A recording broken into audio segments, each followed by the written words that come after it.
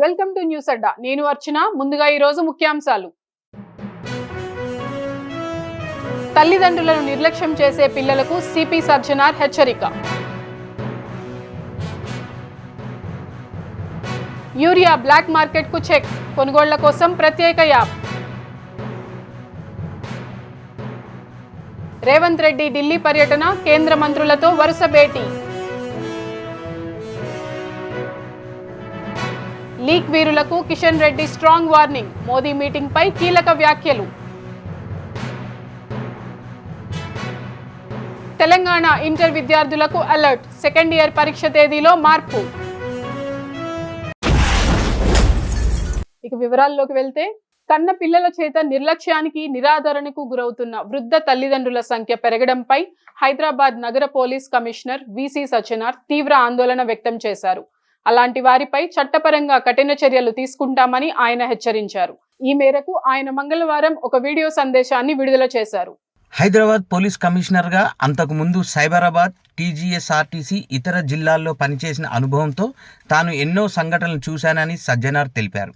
ప్రతిరోజు తనను కలిసే వందలాది పిటిషనర్లలో పిల్లలు పట్టించుకోకపోవడంతో నిస్సహాయ స్థితిలో ఉన్న వృద్ధులను చూసినప్పుడు తన మనసు తీవ్రంగా కలత చెందుతుందని ఆవేదన వ్యక్తం చేశారు.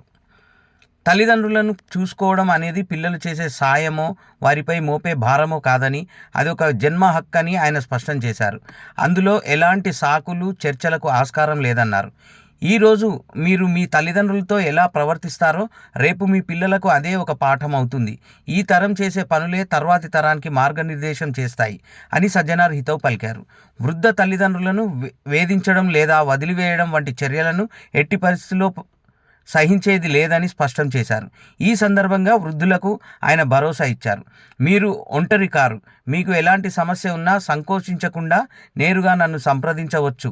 మీ ఆత్మగౌరవం, భద్రత, శ్రేయస్సు కాపాడటం హైదరాబాద్ పోలీసుల బాధ్యత అని ఆయన హామీ ఇచ్చారు. రాష్ట్రంలో యూరియా కొనుగోళ్ల కోసం త్వరలోనే ఒక ప్రత్యేక మొబైల్ యాప్ను తీసుకురానున్నట్లు వ్యవసాయ శాఖ మంత్రి తుమ్మల నాగేశ్వరరావు వెల్లడించారు. యూరియా అక్రమంగా బ్లాక్ మార్కెట్ కు, పరిశ్రమలకు తరలిపోకుండా నేరుగా రైతులకే అందేలా ఈ చర్యలు చేపడుతున్నట్లు ఆయన స్పష్టం చేశారు. మీడియాతో ఈ రోజు నిర్వహించిన చిట్చాట్లో ఆయన ఈ కీలక విషయాలను పంచుకున్నారు. వృత్తి అమ్మకాల కోసం ప్రవేశపెట్టిన కపాస్ కిసాన్ యాప్ 100% విజయవంతమైందని, అదే స్ఫూర్తితో యూరియా యాప్ను రూపొందిస్తున్నామని మంత్రి తెలిపారు. ఈ యాప్పై రైతు వేదికల ద్వారా రైతుల అభిప్రాయాలు సేకరించామని, వారి నుంచి ఎలాంటి ఫిర్యాదులు రాలేదని అన్నారు. స్లాట్ బుకింగ్ వంటి విషయాల్లో రైతులకు సహాయం అందించేందుకు రైతు వేదికల వద్ద ఏఈఓలు అందుబాటులో ఉంటారని భరోసా ఇచ్చారు. కొందరు కేవలం రాజకీయ పబ్బం గడుపుకోవడం కోసమే విమర్శలు చేస్తున్నారని ఆయన మండిపడ్డారు. అదే సమయంలో పంటల సర్వే కోసం శాటిలైట్ టెక్నాలజీని వినియోగించుకునేందుకు జర్మనీకి చెందిన ఒక సంస్థతో చర్చలు తుది దశలో ఉన్నాయని తుమ్మల తెలిపారు. ఈ ఒప్పందం ఖరారైతే వాస్తవంగా పంట సాగు చేసిన భూమికే రైతు భరోసా సహాయం అందించే అవకాశం ఉంటుందని చెప్పారు. కొండలు, గుట్టల వంటి సాగు చేయని భూములకు భరోసా నిలిపివేసి ఆ నిధులను ఫసల్ బీమా యోజన వంటి పథకాలకు మళ్లిస్తే రైతులకు మేలు జరుగుతుందని అభిప్రాయపడ్డారు.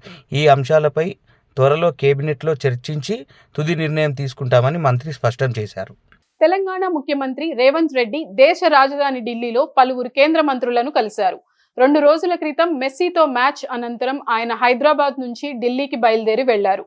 2 రోజులుగా ఆయన ఢిల్లీ పర్యటన కొనసాగుతుంది. మంగళవారం ఆయన కేంద్ర మంత్రులు నిర్మలా సీతారామన్, ధర్మేంద్ర ప్రధాన్లతో భేటీ అయ్యారు. తెలంగాణ రైజింగ్ 2047 విజన్ డాక్యుమెంట్ను నిర్మలా సీతారామన్ అందజేశారు. యంగ్ ఇండియా రెసిడెన్షియల్ స్కూళ్లకు పెట్టే ఖర్చును FRBM పరిధి నుంచి తొలగించాలని రేవంత్ రెడ్డి కోరారు. అనంతరం కేంద్ర విద్యాశాఖ మంత్రి ధర్మేంద్ర ప్రధాన్తో సమావేశమయ్యారు. తెలంగాణ బీజేపీలో లీకుల వ్యవహారంపై కేంద్ర మంత్రి, పార్టీ రాష్ట్ర అధ్యక్షుడు కిషన్ రెడ్డి తీవ్రంగా స్పందించారు. ప్రధాని నరేంద్ర మోదీ తెలంగాణ బీజేపీ ఎంపీలతో జరిపిన అంతర్గత సమావేశ వివరాలు మీడియాకు లీక్ కావడంపై ఆయన ఆగ్రహం వ్యక్తం చేశారు. ప్రధాని ఎంపీలకు క్లాస్ తీసుకుంటున్నారంటూ వస్తున్న వార్తలు పూర్తిగా అవాస్తవమని, అది కేవలం తప్పుడు ప్రచారం మాత్రమేనని కొట్టిపారేశారు. ప్రధాని నరేంద్ర మోదీ తెలంగాణ ఎంపీలతో బ్రేక్ఫాస్ట్ మీటింగ్ నిర్వహించారు. ఈ భేటీలో రాష్ట్ర పార్టీ పనితీరుపై ప్రధాని తీవ్ర అసంతృప్తి వ్యక్తం చేశారని, ప్రతిపక్ష పాత్ర పోషించడంలో విఫలమయ్యారని అసహనం వ్యక్తం చేశారని మీడియాలో కథనాలు వెలువడ్డాయి. సోషల్ మీడియాలో ఓవైసీ పార్టీ కన్నా వెనుకబడ్డారని ప్రధాని అన్నట్లు వార్తలు రావడం పార్టీలో కలకలం రేపింది. ఈ ప్రచారంపై కిషన్ రెడ్డి స్పందిస్తూ అవన్నీ నిరాధారమైన కథనాలని పేర్కొన్నారు. ప్రధాని మోదీ ఎలాంటి క్లాస్ తీసుకోలేదని, కేవలం పార్టీ బలోపేతానికి సోషల్ మీడియాలో చురుగ్గా ఉండటానికి కొన్ని సలహాలు, సూచనలు మాత్రమే ఇచ్చారని స్పష్టం చేశారు. అంతర్గత సమావేశంలోని విషయాలను బయటకు లీక్ చేయడం ఖచ్చితంగా తప్పేనని అన్నారు. ఈ లీక్ల వెనుక ఉన్న లీక్ వీరులు ఎవరో తేలితే కఠిన చర్యలు తప్పవని హెచ్చరించారు. ఈ ఘటనతో తెలంగాణ కమలంలో అంతర్గత విభేదాలు మరోసారి బయటపడ్డాయని, ఆ లీడర్లు ఎవరనే దానిపై పార్టీలో తీవ్ర చర్చ జరుగుతోంది. తెలంగాణలో ఇంటర్ సెకండ్ ఇయర్ పరీక్షలకు సంబంధించి ఒక తేదీలో మార్పులు చేస్తూ ఇంటర్ బోర్డు ఓ ప్రకటన విడుదల చేసింది.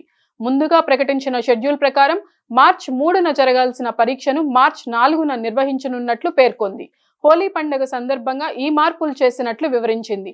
దీనికి సంబంధించిన అధికారిక ఉత్తర్వులు 1-2 రోజుల్లో వెలువడనున్నట్లు అధికార వర్గాలు సమాచారం.